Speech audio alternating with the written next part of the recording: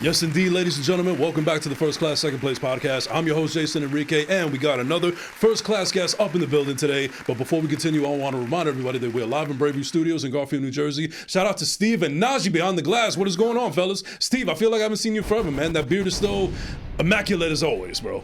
Happy to see you, bro. All right, well, ladies and gentlemen, thank you so much for tuning in. Now, I got to say, people, I've been on a roll lately with these guests, not to brag, but, you know, I'm going to brag because we need more bragging in this world. That's right, I said it. But, yeah, we've had some amazing guests so far. We've had everybody from Crazy Legs to Abel Hernandez Castillo to everybody in Joe Benigno between. And we got another first-class guest up in the building today. Ladies and gentlemen, Project City's own Rasheed Chappell. Sorry about that. Stumbled over myself a little bit. But, yeah, Rasheed Chappell in the building, ladies and gentlemen. What's going on? What's going on? Yeah, so like I said on the previous episode with April, this is a pinch me moment because I've been a fan of your music for quite some time, and now that you're actually on my show, I'm trying to fight my imposter syndrome. But thank you so much for coming through, problem, man. brother. Really appreciate it. So before we get into the actual show, bringing back a segment that is called Favorite Things. Okay. It's a little for anybody that's never seen the show before, it's just a tongue-in-cheek segment about all these other podcasts, these whack-ass podcasts that ask some of the boring-ass questions, but it's also a nice little icebreaker. So Here we go. Don't think about it. It's not the SATs. Just have fun with it. You know? All right. Are you ready, Mr. Engineer? All right. Here we go. So, Mr. Rasheed Chappell, favorite movie? It's a Wonderful Life. I like that. That's actually my mom's favorite Christmas movie, believe it or not. I mean, it actually was released as a Christmas movie. Well, neither was Die Hard, but people think it's a Die Hard. Die Hard is a Christmas movie, so is Gremlins. We'll debate that later, man. Favorite album growing up? Oh, man, that's everything my mother played. Okay, all right. Your favorite Italian dish? Favorite chicken cutlet, fresh mozzarella, roasted red peppers, and balsamic vinegar, a little bit of arugula on toasted bun. So specific. I love that. Yeah. Your dream car? Probably a restored Bronco. Restored Bronco. Nice, nice. Your favorite TV show currently? Oh, man, Love is Blind. Another one bites the dust. Love is Blind. I guess, what is your favorite color? I don't have one. You don't have one? No. Okay. Favorite sports team? I actually don't have a sports team. You don't have a sports team? Okay. Well, let's just say Yankees because they're in the ALCS. Yeah, I can rock with that. Yeah, and you're rocking the hat too. Yeah, all right. Your favorite designer clothing brand growing up? Growing up? Favorite designer brand? Like, I'll give you an example. I was a huge Fat Farm guy back in the day. Like, Fat Farm was cool. Yeah. Polo. I go Polo. And then finally, your favorite top 3 producers to collaborate with? That I have collaborated with? Yes. Or like that I have already? Yes, yeah. Oh, man. I got to say Kenny Dope because that's your boy. Yep. You know what I'm saying? Little Vic. Okay. Man, that's crazy. I loved everybody that I work with, but just like the archetype. Okay, you know, all right. Yeah. I'll go with Art because he can do everything. Yeah, I'm shout out to Buck Wild, by the way. Absolutely, shout to Buck. A legend. Yes, absolutely. Yes. All right, well, ladies and gentlemen, that's going to close it off for favorite things. Thank you so much. All right, so like I said before, bro, this has been a pinch me moment because I've been listening to your music for quite some time. So let me kind of give a little bit more context. So I've been a huge hip hop fan for the longest time. There was a moment in my life where I was actually doing music, but it just never went anywhere. I've talked about it ad nauseum at the show, so people could check out the older episodes if they want to find out about that story. But it's funny how the trajectory of music, specifically with hip hop, has taken where it seems like you can name a track Coca-Cola and it doesn't even have to do anything about Coca-Cola, and they just like rapping over a dope beat or whatever.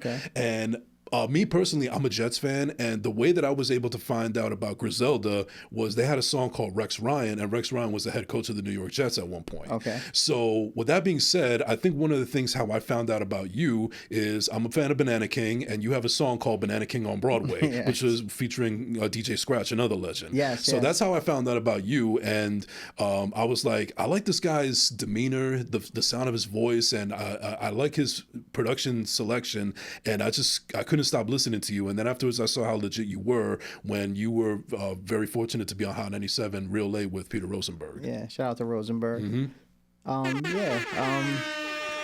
King, it's so funny because I didn't even know until I was older that Banana King was open during the day because we would only go at night. Yeah, It's right, crazy. right. Like it's like White Castle. I never knew it was open during the daytime. Yeah, but specifically, Banana King on Broadway. That's an ode to where you come from. You come from Passaic, New Jersey. Yeah, born and raised in Passaic, Project City. Mm-hmm. You know, I always, it's funny, we were having a conversation, I was having a conversation earlier today about, you know, people from where I'm from and, Right. you know, support or whatever the case may be. But I never really, you know, is a part of the story, you know, and is a part of the story that I definitely hold dear to me. But it was so much that influenced me, you know, like leaving Passaic and then coming back to this town, Right. you know, coming back to the city and having these new ideas and these new experiences and, you know, trying to share them with people. But yeah, I always try to make mention of where I'm from. So, you know, never know who's listening. And, you know, I saw other people from the city that went on to achieve things. And that was always like, if they could do it, I can do it, you know? Yeah, I love that. You know, and it's crazy because Jersey doesn't. We have a lot of legends in the game that came from Jersey, but I still don't feel like we're ever really gonna reach that pinnacle of respect that we really command. I mean, obviously we had Redman and Lauryn Hill and Naughty by Nature and Fetty Wap at one point and everything. So me being a diehard Jersey guy and being a fan of it, I'm proud of nearly 98% of the things that we have here in the state. And so seeing somebody of your caliber and your talent being able to, you know, kill it in the underground especially, I just think it's an amazing thing to see. And it's also really cool when it comes close to home because even though I'm from Hawthorne, New Jersey originally, I did spend some time, I would say about 7 years with my father in Wallington. We were only about a block and a half away from Passaic Ave. So you can make the argument possibly that there was once upon a time where you and I were so kind of neighbors in the same aspect. I don't know. I mean, there's a possibility, but yes, it's possible. You just never know. It's a small world. Yeah, it's a insanely small world, and Right. you know, with the advances of technology, it's only become even smaller. Yeah, you know, that's how we connected. You know absolutely. What I mean? Yeah. So it's just yeah, you know. But for as much as I love Passaic and love New Jersey, I never really thought about it like that. Like I've had people ask me all the time, do you feel like Jersey gets enough love or what? I never think about that. Like I just think about, you know, Rakim it ain't where you from, is where you at. That's true. So it's where I am currently and what I'm thinking about next. And so I never carried that cross. I never carried that albatross of feeling like I got to represent for Jersey. Like I just have to be the best version of me. And if that comes across, then they ask where I'm from. Well, that's where I'm from. Right. And I think that's actually the best way to go about it because, you know, it's one thing to just boast and brag about where you're from, but letting your talent speak for yourself and just letting you know where you're from, but letting your artistry and your music explain what molded you and shaped you. I think that's exponentially greater than just bragging about it left and right. Yeah, I know a lot of people from different places that aren't good. It doesn't make a difference where you're from. Like you got to, you know, show and prove. Right. And you know, one of the fascinating things about you, I feel like, is yes, you do the type of hip hop music that I love. I mean, I'm definitely an underground head. I'm really familiar with 38 Spesh and Buck Wild and all these other people that you work with. But what's interesting is that like it's. Obviously you're an artist and you love doing your music and so on and so forth, but I also feel like that's not exactly what defines you as a whole person, because I know that when you're not working on hip hop or anything like that, you're not even really listening to hip hop like that. Like one thing I found out about you, and it's kind of like simpatico with you and me, is you know, we're fans of Fleetwood Mac, and Fleetwood Mac is also that was my father, God rest his soul. That was his favorite band growing up, and it was because of him that I was able to see a whole different array of music. I feel like I was sometimes born in the wrong generation because there's all this dope music that came out way before I was even born. So because of my father and his old school nature of not wanting to know the new school of music, I was very familiar with that. I was very familiar with America. I was very familiar with Earth, Wind, and Fire, all of that stuff. So I grew up on that. And I think ultimately that's where I kind of developed my love for music, and that's why I wanted to do music at one point. But unfortunately, it just didn't work out that way, because I'm pretty sure you know aware of this, is that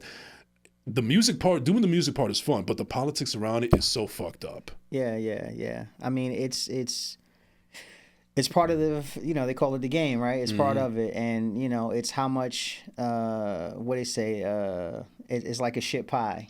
Right? Yeah. The more bread you have, the less shit you got to eat. So, you know, you want to get to a place where you can be comfortable enough to do what you want to do and not have to be beholden to other people's expectations and, you know, things that go along with the politics of the game.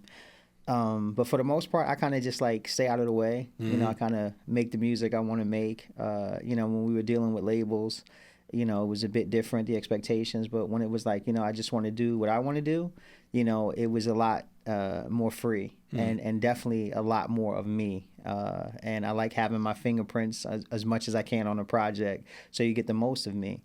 And, you know, my love for music, you know, I would always say that it came from my mom, but my dad recently passed away as well. And thank you. And I think about what he used to play. You know, he would play a lot of jazz, so it got me a chance to listen to just the sounds, and then I'm thinking in my head like, why don't they have words? And then okay, if there were words, what would they say? So it was that early exposure that I didn't even know was shaping me that kind of really influenced my love, not only for you know, R&B, not only for rap, but for you know, classical music, for you know, pop music, or like all of this stuff I listen to. And, you know, it just influences me to push my art, you know, more than just listening to rap. And, you know, so I love it all. Absolutely. Yeah, no. And what I find fascinating about that is that you obviously love all genres of music, but hip hop is the one that seemed to resonate with you more. Like what, like, was there ever a moment where you even thought about doing other aspects, or was it just hip hop as far as like that's what you knew that you were best at? No, actually, I wanted to sing, but I can't sing. You know what I mean? So that was cut super short. But yeah, you know, it was. It was, you know, I was a fan of, so my Uncle Marvin used to, when I was spending that at his house, he would play like speeches of Malcolm X. But it would be like over jazz music. So like the jazz would be playing in the background and then Malcolm would be speaking, or Naeem Akbar would be speaking, or Minister Farrakhan, or whomever, Kwame Nkrumah, like anybody. And it was just like this rhythm, you know what I mean? That it kind of like resonated with me. And you know, it's feeling very Spike Lee-esque. Like I feel that's 100%. Yeah, right. And so, you know, he was in a group when he was young, and he got a record deal. I think he was signed to Warner Brothers or something. And he would like tell me his stories about it. And then I remember we wanted to be in a talent show, and it was like, well, what are we gonna do? And I was like, yo, let's rap. Now, none of us had ever rapped before, but you know, it's like, all right, well, let's try it. And so we tried it, and you know, I love the writing part of it. Yeah. And so once I got more, you know, in love, and then the intricacies and trying to mimic Stevie Wonder and how he wrote his songs, and like, then it was just like, yeah, this is it. Like, I've never done anything that feels better than this. That's awesome, man. You know, and kudos to you, man, because like I said already, that it didn't work out for me. And ultimately, I think maybe it's because I didn't have the passion for it as much as I thought I had, because I could honestly say I have more passion about podcasting, because this is episode 151 right now. And I can't remember that I was able to bump out more than 7 tracks that never really went anywhere. And then afterwards, I just gave up on it. But it's going back to the politics, because what I think I love, like, somebody like you kind of reminds me of like an artist that I wish I could have been at the time. And what I mean by that is I've always been a fan, as I mentioned before, of like underground stuff, or like the stuff that's, you know, flies under the radar, you know, not necessarily the pop stuff that you hear on the radio, which there's nothing wrong with that, but that was just not my forte. Gotcha. And the people that I was surrounding myself, they just wanted to do what was going to be good for monetary reasons. And also when I was doing music, it was around the time when reggaeton had really popped off. So, you know, being Hispanic, they tried to infuse that. It was almost like they were trying to do some weird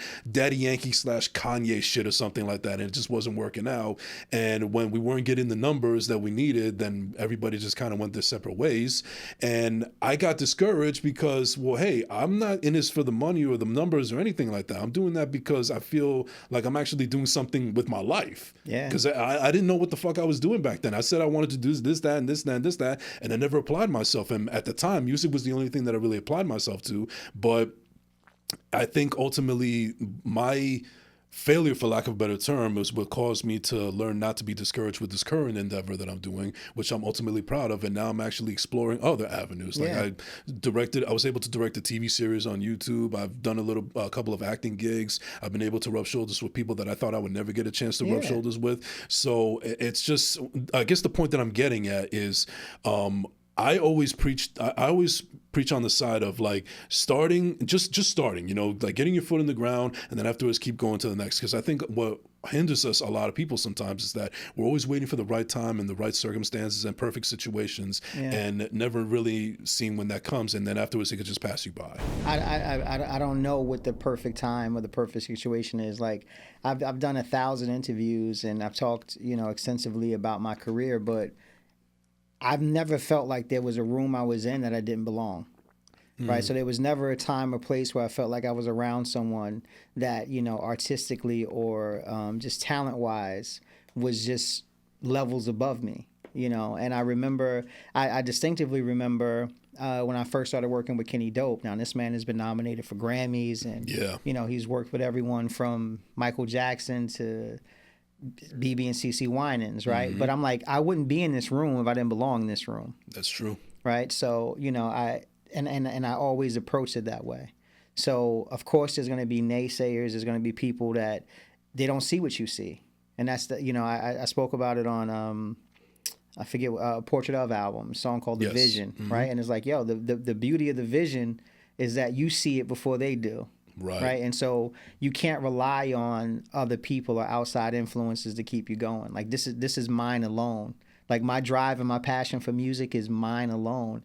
And no matter how invested someone is, they don't know what I feel. So I always just kept that premise. There was people I started out rapping with. We're still cool, but they don't, like, I kept going. Yeah. You know, like this is a marathon. Like, you know, and I really was, this is all I wanted to do. Like this is it. Like and so I stuck with it, you know, and, you know, by the grace of God and hard work, I've been able to, you know, make it to this podcast and other, you know what I'm saying? Oh, this little old thing, this first class, second place. And you know, don't worry, that's just me finding my apostasy. No, I feel you, but it's like, you know, like, I treat, this could be the Breakfast Club. You know what I mean? It's all the same, right? You know, you're trying to reach people. I don't, like I said, there's no room that I feel like I didn't belong in. Right. Well, if I want to spin a positive on it so I could just stop bragging about my imposter syndrome, is that I'm always a person that believes in actions more than words.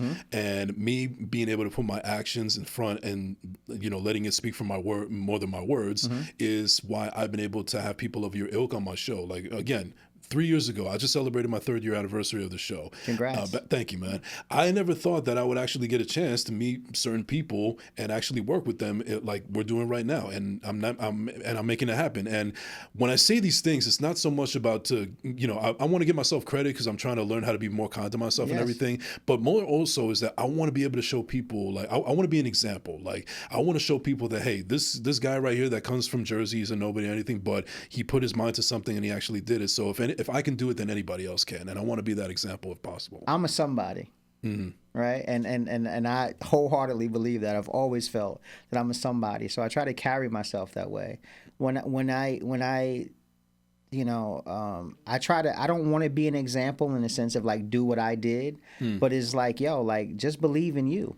Yeah. Like whatever it is that you want to do, I don't care what you want to do. Like believe in you, and if you really want to do it, I was talking to my buddy Seth today. Like, you know, he's super in shape. He trains people, and I'm like, you know, no one has to call you to go to the gym. Nobody got it. Like that's what you want to do. Like I don't confer with anyone when it's something I want to do. Right? There's no call I hop on. There's no you know, round table. Is I want to do it, go do it. And you cannot be concerned about what other people think. I can't. Yeah, I mean, and that was something that I dealt with for a very long time. I feel like what hindered me and me wanting to do what I wanted to do was caring what other people thought. Nah, you can't. And when I started the show, that's when I basically said, "Fuck it." Yeah, and I just went for it. Yeah. Yeah, and when you and I still feel that way. And that's how it has to be. Like there is no right time now. Now. Yeah. That's it. Like that's all you have is now, right? We don't have we can't do anything with just past, and we don't know what's coming. All we have is right now. And so you take advantage of what's in front of you right now. Yeah. Round of applause. Make it happen. Round of applause, and drop them bombs too. Yeah. So also in my research, I unfortunately know about the the unfortunate addiction that your both parents had. You talked about that they were addicts of crack cocaine and so on and so forth. And the only reason that I'm bringing that up is because one of the themes that I talk about on the show a lot is breaking generational curses. I've talked about how like my father's mental health issues and his drinking days, and also like some of the things that I've dealt with my mom on different occasions, so on and so forth. And there were patterns that I saw that I was leading towards to, but then afterwards when I woke up and I realized, I looked myself in the mirror and see that I didn't like what I saw, I decided to do something about it. And, when I think of you and what happened with your parents, and knowing that cause I guess a little bit of generational curse breakings as well, curses, because to my understanding, like you never drank a day in your life. No. You don't smoke or anything like that. And it's just a beautiful thing to see, and I just like that even though we kind of come from two different worlds, there's a lot of similarities there. And like I said, breaking generational curses is something that I bring a theme onto the show every now and then. Yeah, I mean but to tell the full story, sure, like my dad prior to his death was clean for like almost 25 years. Mm-hmm. My mom has been clean for over 10 years. You know what I mean? So these people, this is the strength that I come from. So there's a duality that exists in all of us, where you can go this way, that way, and good and bad aren't mutually exclusive, right? You can be both at the same time, and situations depend on perspective, how you look at it. And I would often thank my mom for the life that she gave me, because it taught me perseverance, it taught me self-belief, like there's some other things that came with it, but like self-reliance came with that. I had to learn at a very early age some things that benefited me later in life. It allowed me compassion, because these are my folks. I love them. Like this is a terrible situation that we're going through right now, like visiting your mom in prison or visiting your mom in jail. Mm-hmm. It's not cool, but, I honestly wouldn't change anything, because it would change their story. And they got a chance to see themselves struggle and come out of it. My dad got to see himself struggle and come out of it. So, it was, I hated it at the time. Mm-hmm. And I don't use the word hate lightly. Like I hated it. But we were just in Philly the other day with my mom, and I was telling her, like, I didn't have a chance to think about you. Like I was so focused on what I had to do. I didn't have a chance really to think about you. When I saw shit going sideways, I had to figure it out. Mm-hmm. I got a little sister to take care of. I got, I'm a teenage dad about to be like, I didn't have time to think about it. Right. So it was like, boom, I got to go into, and then it showed up in different ways later. Like I never drank, I never smoked, but there were other things that I did. You know what I mean? Yeah, so I'm it's sure, like, yeah. You know what I mean? But it's just like, it manifested itself in different ways. And, part of why I love this music so much is because it's so much of my childhood, and I was able to hold on to that. And so because of what happened, I never let go of that childhood curiosity and love, like just a pure joy for the music. And that's why I'm able to still do it. Mm-hmm. I think, so it works hand in hand. Like I wouldn't change any of it. Yeah. And I think that's one of the things I really appreciate about your artistry is that you are probably one of the most secure in their skin artists that I've ever known and listened to, because first and foremost, you're using your own actual government name. Facts. as an artist, Yeah. Rasheed Chappell, you're not doing some kind of nickname, whatever, you're yourself. Yeah. And I just think also that, you talk about what you talk about on your record, you're dropping gems and all this stuff, but at the end of the day, you're also just another guy that I just want to go to Broadway and have some Banana King with and That's just chop it up. Chicken empanadas. 100%. By the way, I don't know if you know, but I'm also half Colombian, so that's right up my alley Okay, as well. that's what's up. My lady is from Colombia. Hey, shout out to Colombia. Viva Colombia. Yeah, have you been? No, I haven't been to Colombia. Not yet. She got to take me. I'm the same way, bro. I tell people all the time as a joke, but it's also serious. Even though I'm half Colombian, the closest I've been to Colombia is Jackson Heights. I was about to say Mama's Empanadas, Northern Boulevard. I got you. Yeah. So, but you also just touched on about being a teenage dad, and I know that you've spoken about like your son. He's also interested in doing music, or he does music as well. Yeah. He does art. He does visual art. Mm-hmm. He's a very talented kid. But all my kids are talented. So when he was going to school, he had to write. You never know who's watching, right? So like my daughter doesn't think that I know anybody. My son thinks that I know everyone. You know what I mean? And then my middle son, he could care less. You know what I mean? So but it's like my youngest son. I remember he was going, filling out his paperwork to go to FIT, and he had to write like a statement, a personal statement. And so I remember I'm running the track, whatever the case may be, and he's like, Dad, like come home, I want to send this in. So I come home from the park, and we're in a house, and he's like, he gives me the thing to read, and he's talking about watching my dad pursue his music career. I'm like, oh wow, I didn't even know he was paying attention like that. But it's been a hell of a ride, man. Like it's been a hell of a ride. Has your son, your oldest one, finally come around to think that my dad is actually nice? Oh, they know I'm nice. like you know what I mean? Like they know I'm nice. You know what I mean?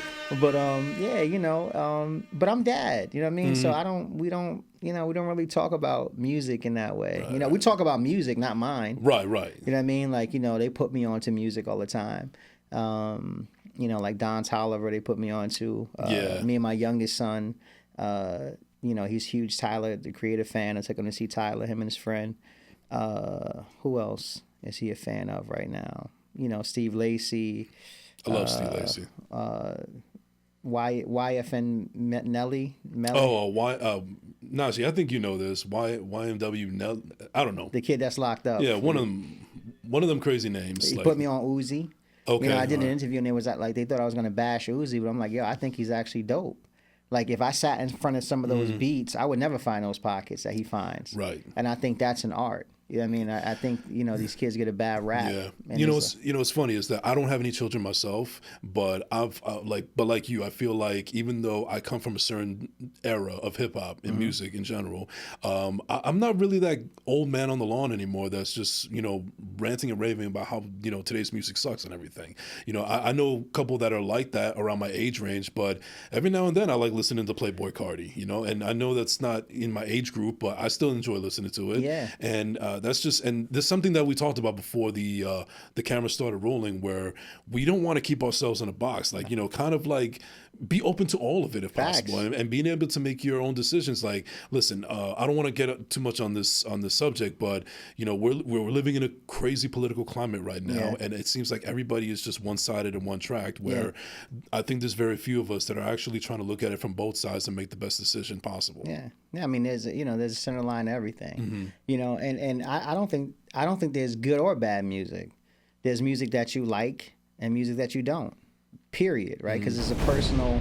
Thank you. Is a personal preference, right? So we've had conversations, and some of my I don't know if you know Parks from the Joe Budden podcast. Of course, yeah. Okay, really good friend of mine, right? And we have these conversations all the time, and they think I'm crazy because they'll name something that people think are like dope artists, like from the era. And I'm like, nah, I didn't. And they're like, what, you crazy? Like, at my birthday party, like they joke on me because now they call me trash because everything they're saying, everything I say, like, yo, that's trash, and I'm saying it, tongue in cheek, but it never moved me, and that doesn't mean that the music is good or bad. You know what I mean? Like, it just means it didn't move me. There's people that hear my music and it doesn't move them. Right. Like, fine. Like, what can I do with that? Some music, it depends on what moves you, so, I don't get caught up in that, like, oh, these kids is making bad music. No, they're making what they feel. So, like, I think the Migos is probably one of the most innovative groups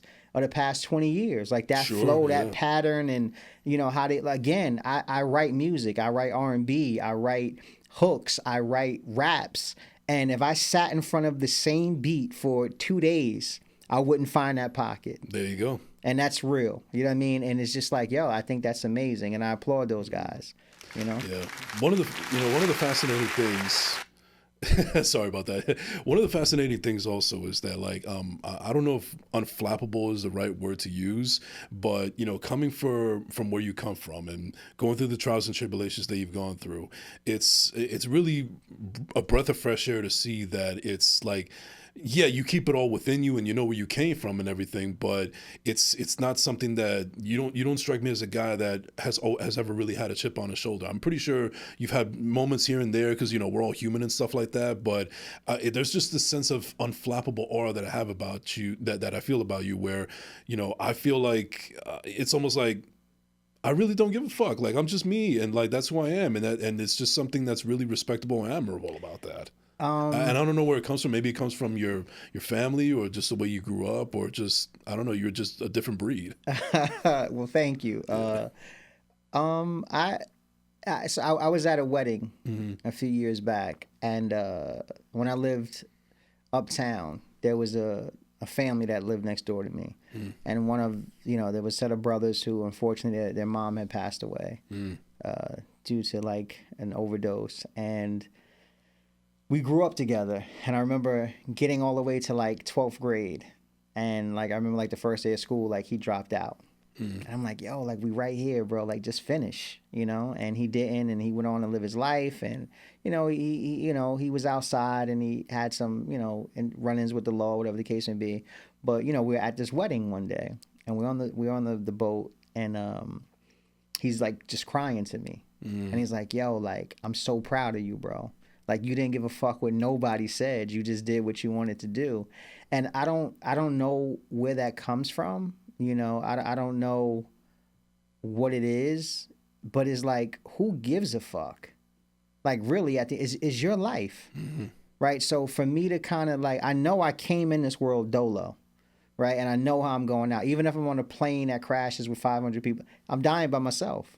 So it doesn't matter, right? So it doesn't matter like what other people think of you. My dad used to always say, that's their opinion. Like that ain't got nothing to do with me. What other people think about me has nothing to do with me. They got to carry that, So, I just kind of move that way, and I've always really had a belief in myself, and I don't have a belief because I feel like I'm necessarily better, but I do have a belief because I know the work that I've put in. Right. You know what I mean? Like, if you've heard, this is my 9th album I just released. Yes. You know how many rhymes you haven't heard?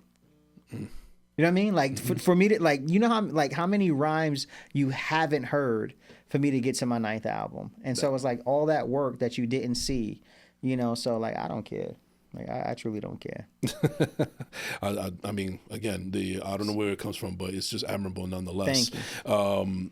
But like, so you had just mentioned about your father unfortunately passing. My father also unfortunately passed away about 7 years ago now. Condolences, brother. Thank you. He was, it was a tough time. I mean, I've shared it before on the show where I was actually the one that found him and so on and so forth, and it was kind of jarring. But either way, me and him didn't have the greatest relationship, and it's crazy because it's like right before he unexpectedly passed, it was like we were starting to finally just scratch the surface of being a better father-son dynamic. Yeah. And then, unfortunately, he just passes away very unexpectedly. Yeah. And it's crazy how you start to find that, like, I think one of the things that I'll always take away is before he unexpectedly passed away, he actually told me that he was actually proud of everything that I was doing. And this is something that he never really told me before, but I felt like he felt like it was the perfect opportunity. And I wish I appreciated it at the time. I was like, okay, that's great. Thank you for sharing that. But like now I feel like I have to appreciate it more. And I know that the last thing that your father said to you was like, I love you and I'm proud of you, or something along that ilk. He apologized to me, actually. He apologized. Well, I mean, we had conversations after that, but I remember probably about a month before he passed away, because I would take him to his chemotherapies and everything like that and his blood transfusions. And I remember he apologized to me, and I sat quiet. Like, I didn't even know how to process it. You know what I mean? And it took me till the next week when I went to pick him up to take him to his chemo session that I was like, thank you. Like, I had to really like let it soak in.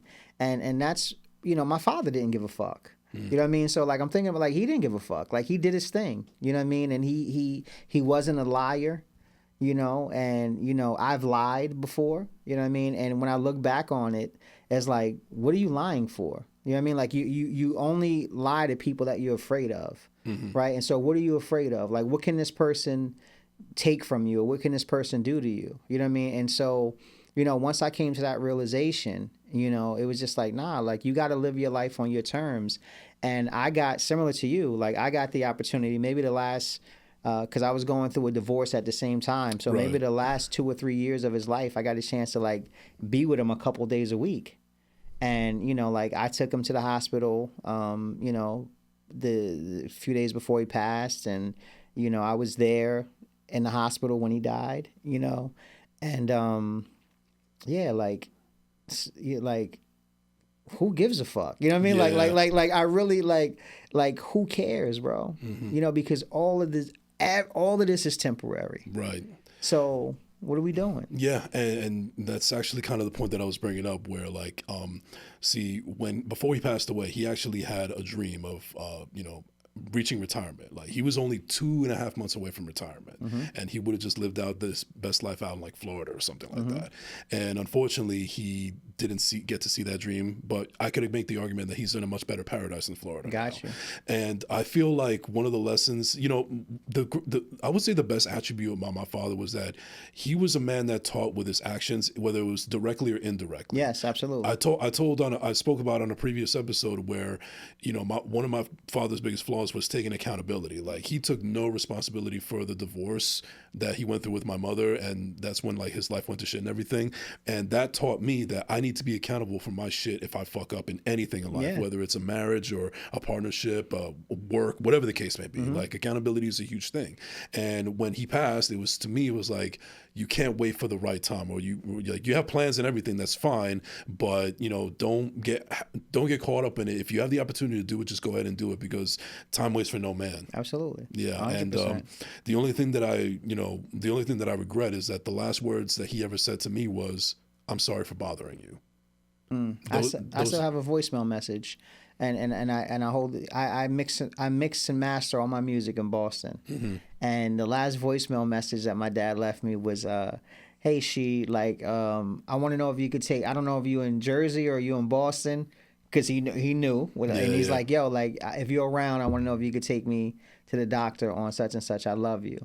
And he wasn't an I love you guy, and I have that message saved, and it's like, life is a blink, bro. Yeah. And if, I don't know anybody that gets a second chance at it. I haven't met him. I haven't met the person like, yo, I was here last time, bro. I'm going to do it right this time. So every inhale, exhale, every day you wake up, you get an opportunity to make the life that you want. And either, if you're not growing, it's the opposite of that, right? Absolutely. So it's like, yo, like, what are we doing? Like, what are we wasting time for? Right? We talk about the 8 hours that you work a day, but you got 16 hours for your passion. Put it into your passion, bro. And, that's how I've always looked at it. Like, I've had jobs, I've worked, like prior to Kenny, I was at, a job that people go to die at. I worked for Verizon, the phone company, right? Not the cell phone, the actual phone company for 10 years, and I had an opportunity, and I was like, yo, I can't do this anymore. It's funny you mentioned that, because that's actually where I'm at right now. And what I mean by that specifically, to give it context, is before I started doing this podcast and other endeavors creative-wise of what I'm doing, I was just that guy that I figured, you know what, maybe I'm not meant to do anything special in this life, so I'm just going to be a regular 9-to-5 guy and just go to work and live a completely mundane life, and then afterwards just try to make the best out of it. And when I fell into that, I was actually like severely depressed, and then I got out of it, and now I'm doing the things that I want to. But the point that I'm getting at is I did have that mentality where, I just dedicated my life to a job that I thought I loved when I really didn't. Now I'm at a point right now where, do I have a 9-to-5? Honestly, yes, I do. But that's just a means to an end. That's just making sure that I have a food on my table and a roof over my head. But ultimately, it doesn't define who I really am as a person. And once I realize that, the sky has been the limit. So now I'm at a point right now where, like, yeah, my bank account is looking okay with my 9-to-5, but ultimately, the checks and balances don't reflect my passion, but eventually it will. Not to say it won't get there, but it will, which is actually a nice segue, because I love the project Checks and Balances. Okay, thank you. Shout out to Spesh. What else? Spesh? Yeah, shout out to Spesh. One of the best out there in the universe right now. It seems like a pretty self-explanatory title, but what was the meaning behind that title of Checks and Balances? I just kind of like really wanted to play off the ways and means. Okay. You know what I mean? And it was just kind of like, because we actually have another one, like a trilogy. And it was just about, you go from the ways and the means. Do they justify the means? And then it's like, yo, there's checks and balances for everything. Everything you put out comes back. And so it was just kind of like playing with the title of that. I like duality. You know what I mean? I'm a fan of that. Like I think perfection is balance. I don't think it means without flaw. So I like the juxtaposition of things. Like I like the beauty. I said something about you find the beauty. I make the hideous look. Something I said, I don't know, but it's like that thing, that light and dark. No, that's a good point, because I remember a long time ago, a teacher told me simply like, well, we can't have good without bad, because you want to learn how to How would you appreciate know? it. Yeah. Yeah, right. How would you know? Yeah. Exactly. And now also this new project that just dropped, nonstop JFK ATL. Yeah. Well, tell me a little bit about that project, because everybody, you can stream it now on all streaming platforms: Apple, Spotify Music, YouTube, everything. Go stream it right now. So you working with Beats by Jay Black. I mean, how did that come about? I did a remix contest on the Sugar Bills album for a song called 1520. And he was one of the people, like, he didn't even enter the contest. He just liked the record, and he like made this really dope video. And it's just, again, small world. The brother that directed all the videos for the project, my man Edwin DeSena, he was like, yo, that was the best beat. But I was like, all right, cool. And, I kept that in mind. And then my business partner, Adam, was like, yo, we got to do something with Jay Black. Like, I think the finger drumming, I think just souls, I think it'd be perfect. Yeah. So we just flew down to Atlanta. We hung out at the studio. What up, Fee? For like a week. And we knocked out the project. He's also like the official finger drummer for like the Atlanta Hawks. Right. So we went to the Hawks game. We hung out. It was just it was a good time. I had a really good time down there. Interesting title for one of your projects with the archetype, Sugar Bills. Facts. Facts. Sugar Bills. That was a bar that was around the corner from the projects. And we used to have these little parties. We used to call them Miss Hicks discos. And so we would be in the basement of Building 24. And after the party, we would go around a corner. Now, I'm talking like 10, 11 years old. We would go around a corner, and this is the bar where our uncles, our moms, everybody hung out. And it would be everything going on in there. And they had like this double barn door, like where it opened at the bottom and top. And we would go in through the bottom. I don't know if they make them anymore, but they used to have like these little glass bottles of soda. And we would be in there drinking the soda and everything like that. And like all this wild shit is taking place. Like one of my dad's best friends killed a guy across the street. Like it was just crazy. My cousin's father, unfortunately, was like stabbed in front of this barn to kill, like just wild shit. Yeah. And we just outside and we just absorbing all of this, this life. And, it was just, I just wanted to pay homage again to like, the stories and the people that kind of influenced a lot of who I am. Indirectly of what to be and what not to be. Same thing. Yeah. So there's a lyric that I really enjoy on Jesus. Where you were like, ain't no YouTube page, no tutorial, hands-on digital scales, weighing grams on, Wi-Fi cellular sales getting jammed on, crammed on police transport to the cell again. It's like we never left. Welcome to hell again. Facts. Where did that viciousness come from, bro?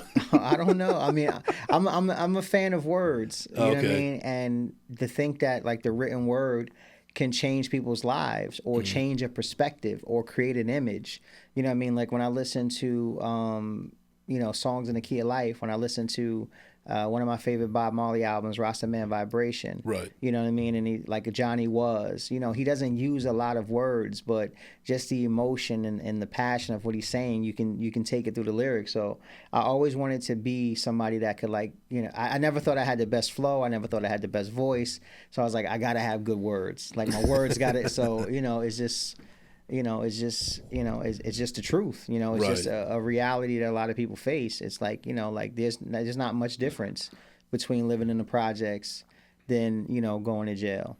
Unfortunately, you got, when I was there was a laundromat right there. There was a daycare right there. People really didn't move around too much. It didn't go beyond a certain area. So it's like you're confined to the space, and it's like you don't know anything else beyond it. right? So you got people above you. There's no window in the bathroom. So it's all this shit, you know, that forms your view of the world. It's very, you know, it's very what's the word? Like there's blinders. It's very small scope.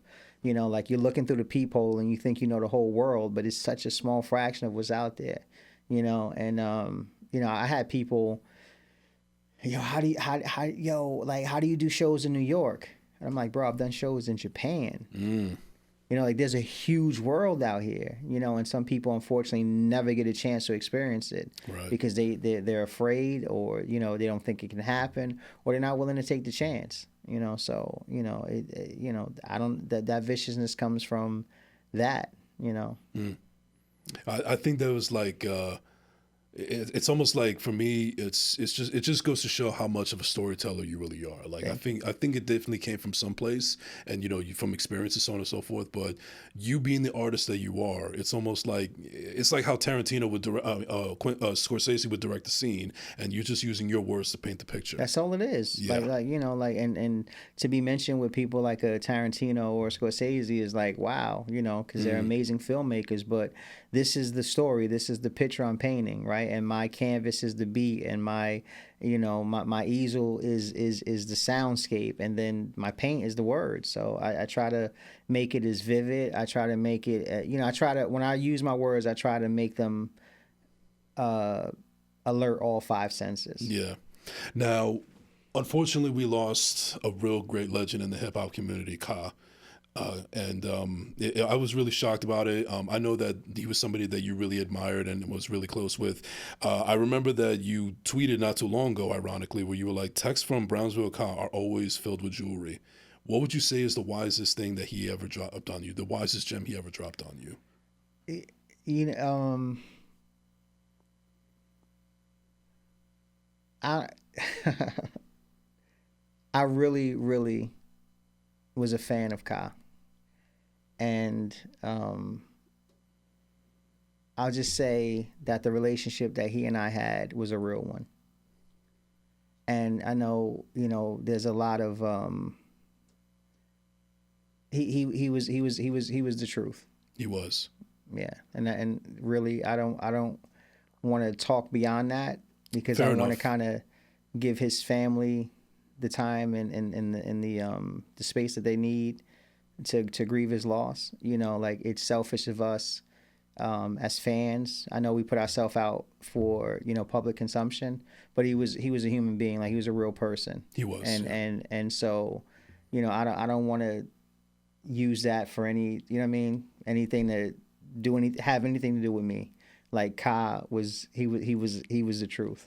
He was Fair the truth. enough. Yeah. Condolences to him and condolences family and to so on and so everybody. forth. Yeah. But yeah, no, that was just something that just that I was just wondering about, and you're absolutely right. I respect the route that you're taking, but it was just to me I guess it was just a little jarring because the tweet came out, you know, basically not that long ago. So it just goes to show, again, what we were talking about before. You know, you never know when's your time, so just live the best to your fullest. Yeah. You gotta live life, man. Absolutely. All right. Well, we're actually about to go up against the clock pretty soon. We're about to close out this episode in a little bit. Before we go, though, I just want to tell you, Rasheed, that this has been an honor and a privilege and a pleasure having you on the show. I've said it ad nauseum before, and I'll say it again, that I've been a fan of everything you've been doing. I've been listening to all your albums and just checking out everything. And once again, this is a pinch me moment, and this is just another example of, like, I'm actually feel like I'm supposed to be doing when I have somebody like your caliber on my show and just being part of this journey. So I just want to say thank you. What episode is this? Episode 151. So 1151. I'll be back. Hey, 1151. I'll be back. I appreciate that. That. Thank you so much, man. Appreciate you. All right, but before we go, we're gonna get to everybody's favorite segment. Just to close off, I call this the dessert of the course meal right here. Okay. So, ladies and gentlemen, welcome to This or That. So if anybody's never seen the show before, what happens is this is based off of Black Sheeps. You can get with this, you can get with that. Okay. I'll just give you multiple choice, and you could just, you know, close it off. And, you know, it's a nice little closing icebreaker for everybody else to get to know a little bit more about you. Gotcha. All right, so you ready, Mr. Engineer? There we go. Here we go. All right, you, Mr. Chappell. Yes. For this or that, playlist or podcast? I listen to more podcasts. All right. 100%. Do you call it a Taylor ham or a pork roll? I don't eat pork. All right, that was kind of tongue in cheek though. Slides or Crocs? Oh, Crocs. I rock Okay. all the time. Beach or pool? Beach. Dogs or cats? Oh man. Dogs. All right. Early bird or night owl? Night owl. Instagram or TikTok? IG. To give or to receive? Give. Introvert or extrovert? Definitely an introvert. Batman or Superman? Batman is the greatest superhero of all time. Yes, and he is a superhero, Yes, despite he what is. people say. Are you glass half empty or glass half full? Full glass. Would you rather be embarrassed or be afraid? Embarrassed. Would you rather be too hot or be too cold? Hot. Do you prefer the window seat or the aisle seat? I prefer to drive. He prefers first class. Reading or writing? Writing. Ice water or room temperature? Room. Martin Scorsese or Tarantino?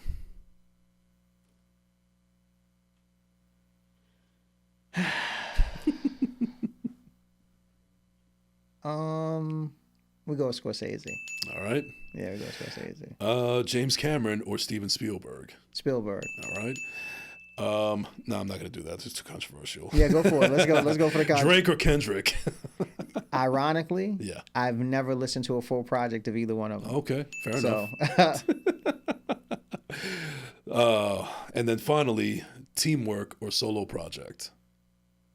there's no such thing as a solo project unless you can produce, mix, master all by yourself. There's no such thing. So teamwork, definitely. In other words, teamwork makes the dream work. Absolutely. Ladies and gentlemen, that is going to do it for this or that. And that is going to do it for this episode of First Class, Second Place. Thank you once again to my great guest, Rasheed Chappell, for coming through here. Anybody you want to give a shout out to before we close out? I just want to shout out, everybody that is going after your dream. Just keep going, man. For real, 100%. And thank you for having me. I appreciate it, brother. The pleasure is all mine, man. And where can they find you on social media? You can find me on OnlyFans, Feet Finder. Drop that Venmo. Drop that Venmo. Yeah, my Cash App, PayPal, Rasheed Chappell on all socials. All right. Appreciate it, man. And check out his music streaming on all digital platforms, Apple, Spotify, Music, YouTube. Check out all the other reviews. Also, shout out to Demi D, one of my old fellow Shout out Demi D. What up, brother? One of my fellow podcasters. You had the pleasure of being on the show as well. Yeah. Nice little shameless plug for you, Demi. Got you, brother. All right, well, ladies and gentlemen, you can find me at I'm Jason Enrique on all social media platforms. Don't forget to like and subscribe on YouTube at Jason Enrique. Thank you so much for tuning in. We will see you next week. This is the First Class, Second Place podcast. We out. Yes, sir.